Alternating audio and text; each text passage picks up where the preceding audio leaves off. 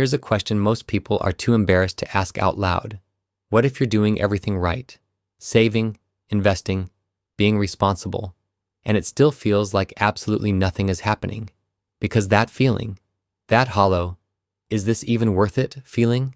It's not a sign you're doing it wrong. It's a sign you're doing it exactly right. You just don't know what you're waiting for yet. The moment compounding stops being a theory you've heard about and becomes a force you actually feel. Most finance content tells you compounding is the eighth wonder of the world. Einstein said it.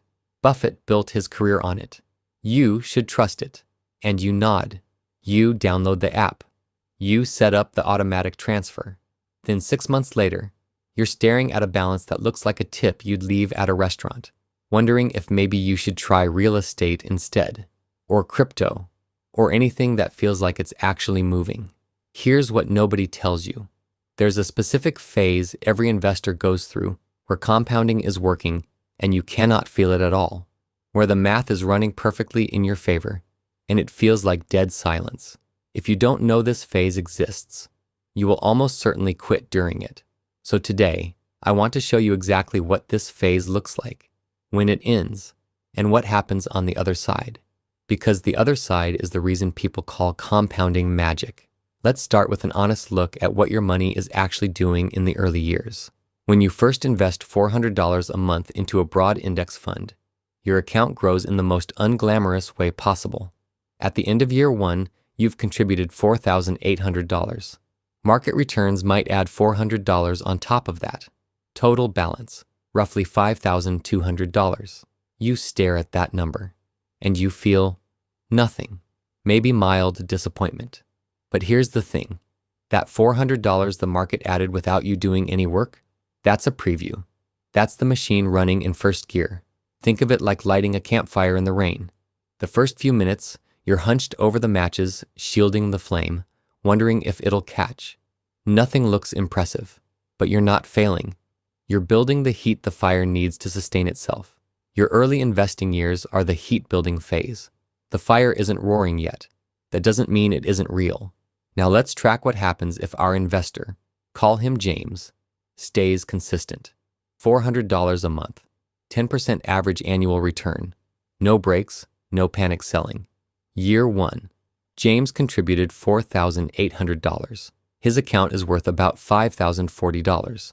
The market added roughly $240. Year 5, he's put in $24,000 total. His account is worth around $30,000. Compounding added about $6,000 he never personally saved. Year 10, James has contributed $48,000. His balance sits near $76,000. The market generated over $28,000 he never worked for. Year 15, he's invested $72,000. His account is worth roughly $158,000. Compounding has added more than he personally put in. Year 20, James contributed $96,000 of his own money. His balance is approaching $300,000. Time built nearly $204,000 of that. Let that land. James put in $96,000 over 20 years. Compounding, silently, invisibly, without drama, generated $204,000 on top of it. He didn't time the market. He didn't pick winning stocks. He automated his contributions, ignored the noise, and let the machine run. That is the entire strategy. But here's the question nobody ever frames correctly. When exactly did the machine take over? There is a specific year when something shifts. When James's annual returns from market growth start exceeding his annual contributions. When he's putting in $4,800 a year, and the market is handing him back $10,000, $15,000 in returns. That moment happens around year 11 to 14 for most consistent investors. And here's what makes it strange. You don't feel it arrive.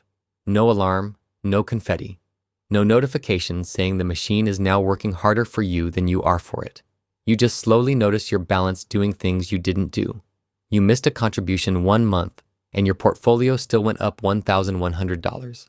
You check your annual summary and realize the market returned more in 1 year than you saved in 2. And you think, when did that start happening? That's the inflection point. The campfire catching. The wood is dry enough now. The fire sustains itself.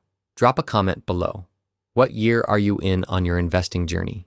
1, 5, 10, further? I genuinely want to know, because where you are changes everything I'm about to say next. Here's the brutal reality most financial channels skip. Understanding the inflection point isn't the hard part. Surviving the years before it is. In those early years, you'll watch someone flip a house and double their money in 8 months. A coworker will brag about a stock that tripled. Your balance will look embarrassingly small against what you actually want your life to look like. And the voice in your head will whisper, "This slow, boring thing can't possibly be the right answer." That voice has ended more wealth-building journeys than any market crash ever has. So stop measuring your balance against your goal. Measure your behavior against your plan. You don't judge a marathon runner at mile 3 by whether they've finished. You judge them by whether they're still moving, still pacing, still trusting the process. In the early years, your only job is process. How much are you saving? Are you automating it? Are you staying in the market when things feel scary? That's the whole checklist. The market will crash. It always does.